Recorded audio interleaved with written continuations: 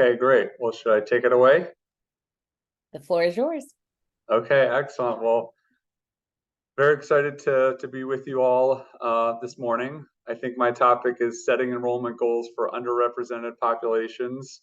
I'm not sure. I definitely know some of you from before, but just to briefly introduce myself, I'm David Kaelber. I'm an internist and pediatrician, but then the chief medical informatics officer for the Metro Health System, a professor of internal medicine, pediatrics, and population and quantitative health sciences at Case Western.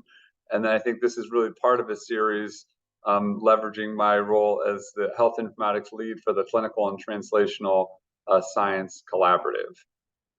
Next slide. So I really sort of want to start with this. So this is a study that I was involved in that we published in the New England Journal of Medicine last spring, looking at, and again, I won't go into a lot of the details of the study, but it's basically an asthma study in Black and Latinx results, or excuse me, adults with asthma.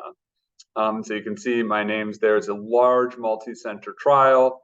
And basically, we were the top recruiting site in the country for Black and Latinx adults, and we exceeded our enrollment goals.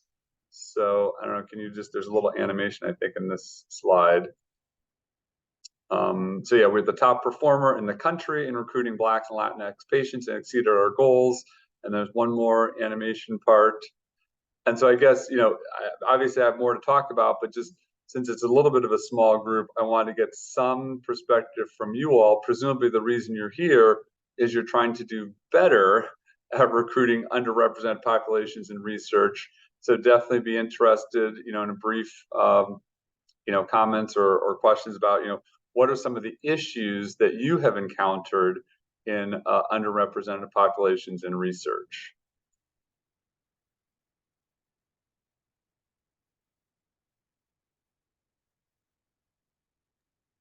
I would say trust, not trust in research. Not trusting research. Okay. I guess here in the comment, not even being asked to participate, lack of knowledge about opportunities from the healthcare provider side. I think sometimes the doctors, if they explain it, they make it too complicated for like people with like lower education levels. Or anybody, because some of the stuff is really complicated. Right. Yeah. So again, to me, I appreciate all the comments. I think, trying to think, some of those are probably comments that respond to any population for research, and some of them are probably more specific to underrepresented populations. Anything else people have experience or perspectives on?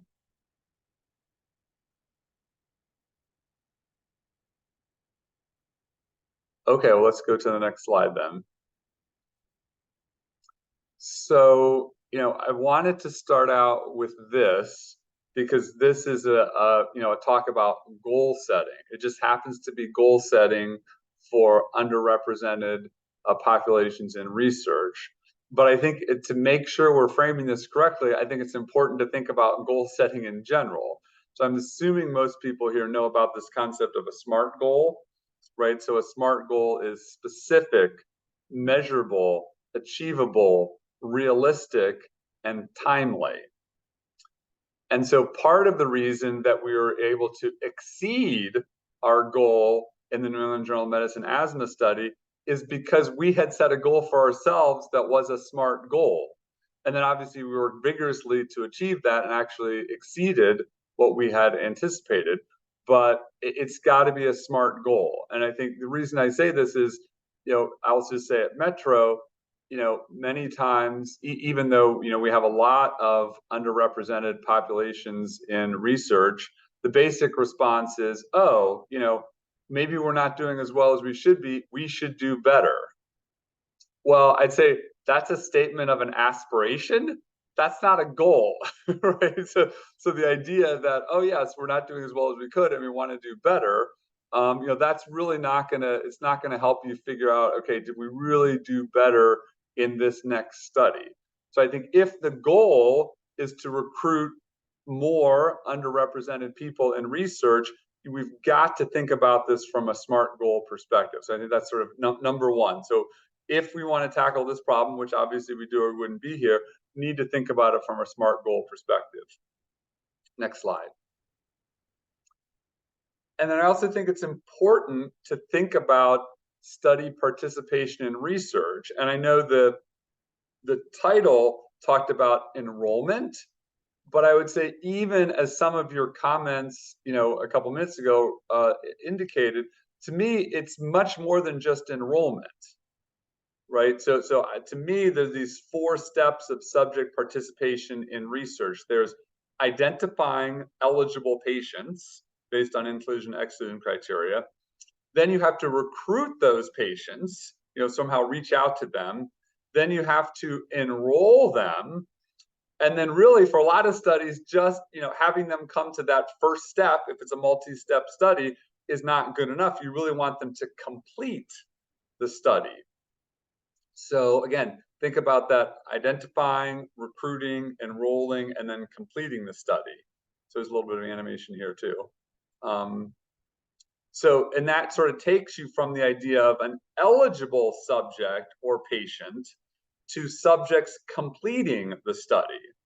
And I would say the way most protocols are written, it's really with this idea of, okay, how many people do we want to complete the study, or at least be enrolled in the study? But in order to think about those, you really have to then go back to the eligible patients and sort of try to figure out where there would be drop off along each of those steps. And so, to go from eligible subjects to subjects completed, obviously the subjects completed are going to be much less in general than the eligible subjects. And the drop offs are going to be because of what I would call here the conversion rate, the enrollment rate, and then the completion rate. And then just to give you some, again, a little more color to this, I would say, the conversion rate is this idea of, for every subject that's eligible, how many of them or what percent are you going to get to actually recruit to the study to say, oh, yes, I'm interested. And I would say my experience for most clinical trials, it's probably going to be a 1 in 10 or 1 in 20 patient that's eligible, and you reach out to, and then they're going to want to participate. Again, this is going to be very study dependent, right? Sort of more invasive, longer term studies, probably the conversion rate is going to be lower. Quicker, easier studies, the conversion rate is probably going to be higher. And then, we've had issues too where someone says, oh, yes, I'm interested. We say, okay, great. Here's the first steps, and they never complete the first steps to actually enroll. So to me, that's the recruitment to enrollment. So the enrollment rate drop off, although I'd say usually, again, depends on the study, but probably your enrollment rate is probably going to be about 80% or more. Again, depends on the study some.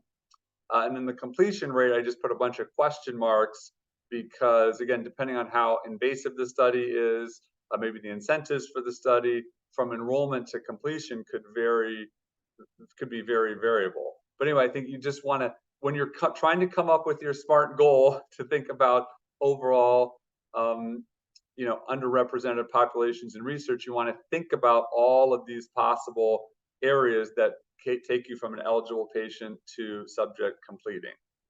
And I think there's a little animation here too.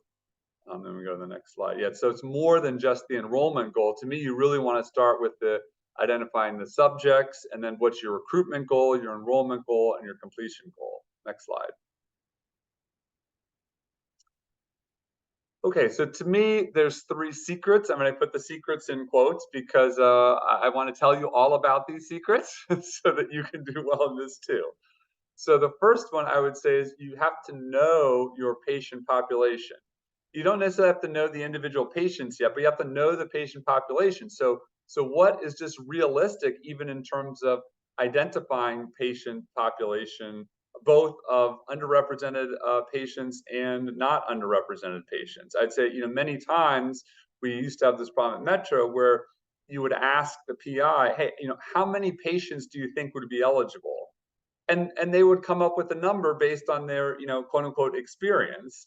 A lot of times that number would be wildly wrong.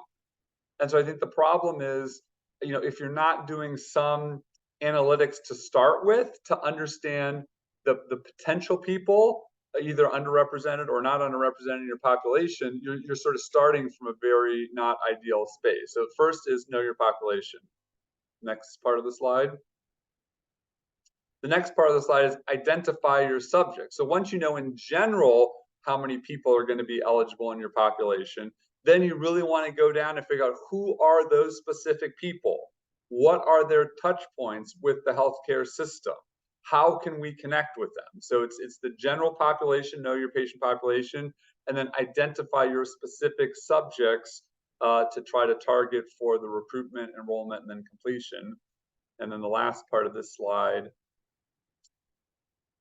is allocate your resources. And I'll talk more about this, but I think one of the big challenges, I think, typically, historically, we have allocated our resources for underrepresented populations, or really all populations in research, in an equality perspective. And we really need to shift that mindset to an equity perspective. And I'll talk more about that. But those are sort of the three keys. Know your patient population, identify your patient subjects, and then allocate your resources. Next slide. So let's deep down a little bit more into know your patient population. Next slide. So you can't manage what you don't measure. So I don't know if people are familiar with Peter Drucker, but he was sort of one of the early gurus in sort of process improvement and business management. But so this gets to the idea, don't rely on the PI to say, oh yes, I think we're going to have 1,000 eligible patients. There are tools now, CTSC can help with these, that are really going to allow you to very precisely identify the whole cohort of patients that are possible to enroll. So again, I'll just use the example of the the Black and Latinx study that I started at the beginning. Before we even agreed to participate in the multi-center trial, we already did a query and showed that we had about 5,000 patients that seemed to meet basic inclusion exclusion criteria. So then we worked with the sponsor to say, and they were basically saying, hey, do you think you could recruit 100? Well, the only way we thought we could recruit 100 as a goal is because we knew we had 5,000 to recruit from. And we had a sense that, yes, okay, that's only like 1 out of every 50 people. And probably that, that conversion rate is only going to be 1 in 10 or 1 in 20. So, which is more than 1 in 50. So we shouldn't have any problem recruiting 100 because we have a pool of about 5,000 to draw upon. Next slide. So I guess 2 main tools I would sort of try to give people here. Again, I don't know everybody on the call, but hopefully through the CTSC our Spark request system. It's spark.case.edu. So everybody at the 3 sites, University Hospitals, Cleveland Clinic, and Metro, has the concept of a research informatics consult. And so I would encourage you to use and abuse us. Put in a research informatics consult if you even want help trying to figure out how many potential eligible patients are in one of our 3 healthcare systems. Next part of the slide. Or the other tool would be Slicer Dicer. So we have Slicer Dicer is already available at Metro and the Cleveland Clinic, and basically will be available at University Hospitals October 1st when they finish their Epic Go Live. And that's really meant to be a self-service tool where anybody with access to the tool can put in inclusion, exclusion criteria to help identify both non-underrepresented patients and underrepresented patients in a study. So this is the idea of getting to know your patient population. I just have an example study down there that we were doing hepatitis C. But anyway, so there's a self-service tool or the research informatics consult, or you could combine the 2, get a research informatics consult to help you learn the self-service tool, and then the next time you'd be able to use the self-service tool. Next slide. Now it's going to identify your subjects. Next slide. So also using built-in tools, once you have IRB approval, then you can use these self-service tools like Slicer Dicer to identify the individual patients to recruit. So again, this is from a real study I'm showing.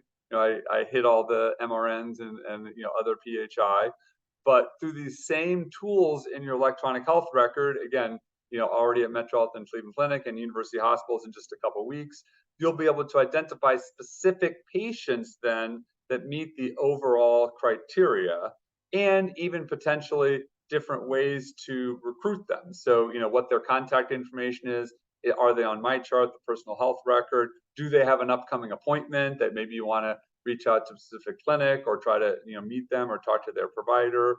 So this is now we're identifying individual subjects. Next slide. And think about research alerts. Again, we have lots of technology tools now where we can use the electronic health record and or the personal health record, i.e. MyChart, to reach out directly to help with recruitment. So we have direct to patient messages, direct to researcher or provider alerts, point of care alerts, participant registries, and candidate lists for mailing or calling. Next part of the slide. Here's an article, just one article. There's lots of these coming out in the informatics literature now, embedding a research study recruitment within a patient portal pre-check-in. So there's a lot of sort of how-to guides being published in the peer-reviewed literature about how you can implement some of these things and what the effect is. So I think the last animation on this slide shows that these types of tools are generally going to lead to a 1% to as high, and this is what this article talked about, a 37% conversion rate, right? So that's the idea of an eligible patient to somebody that actually enrolls. And again, we're starting to develop best practices in this space, and a research informatics consult could help you, tease out what might be best for your study and how to do it so that you're hopefully getting at least low double-digit conversion rates. Next slide.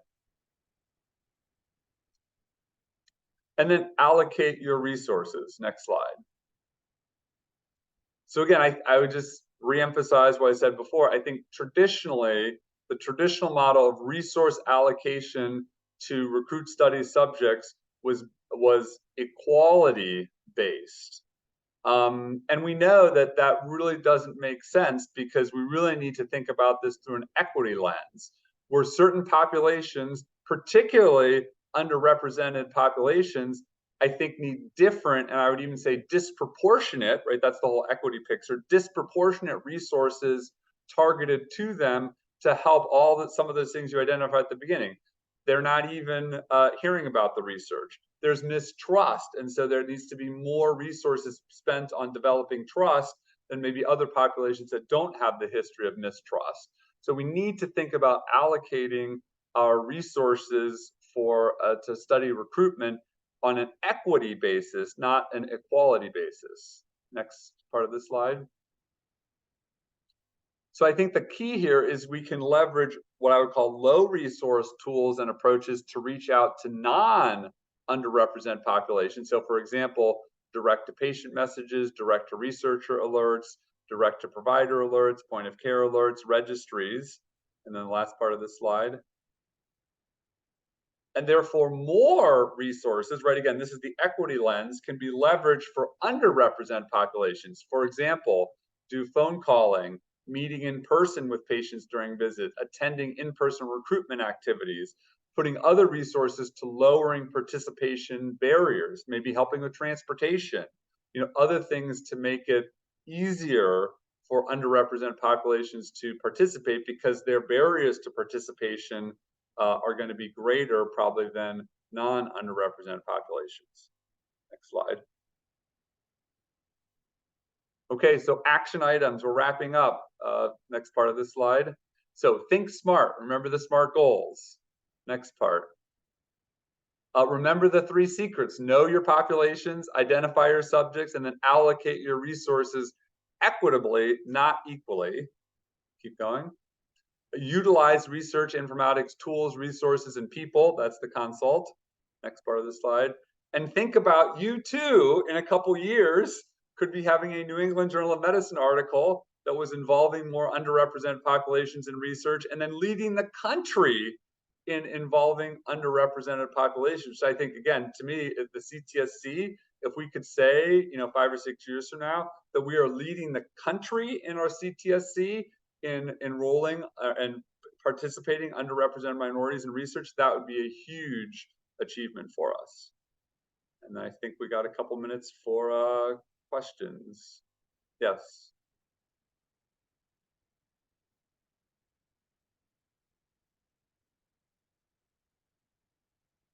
What questions can I answer?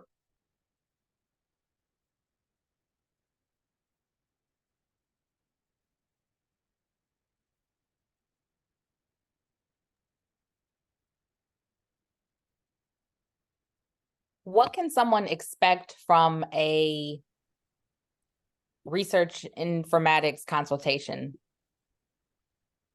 So the idea is that, probably meeting with someone like me or my team, if it was at Metro, or so the equivalent people at UH or the Cleveland Clinic, probably I would say it'd be like an hour meeting where we would learn about your study. Again, hopefully you already have the study idea pretty well mapped out. Or maybe it's, again, like a multi-center study and we're trying to figure out, hey, do we have the right patients to meet the recruitment or to do the study at our site?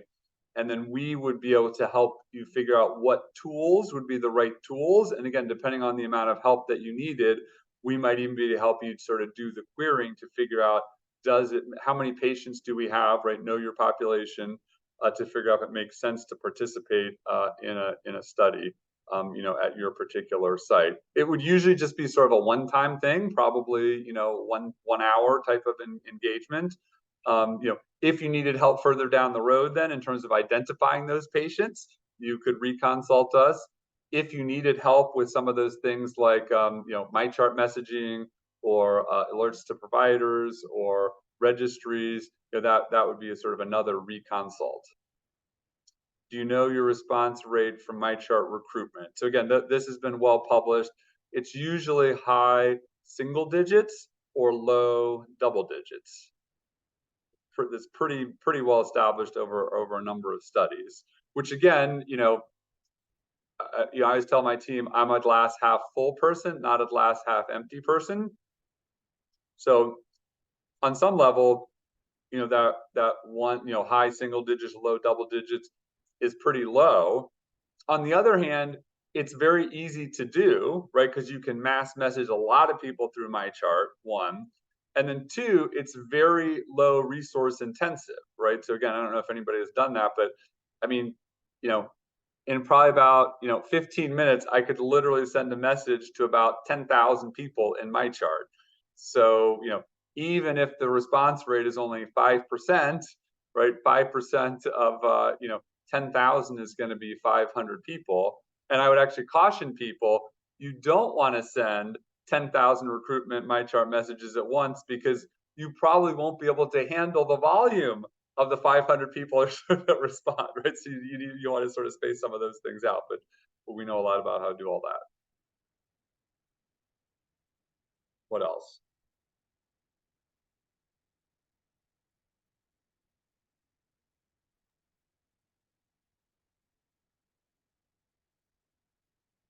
If we don't have any further questions, that's quite all right. I am confident that we will have someone on the research informatics team, if not Dr. Kaelber, who will be able to answer any questions you might have after this workshop. Thank you so much, Dr. Kaelber.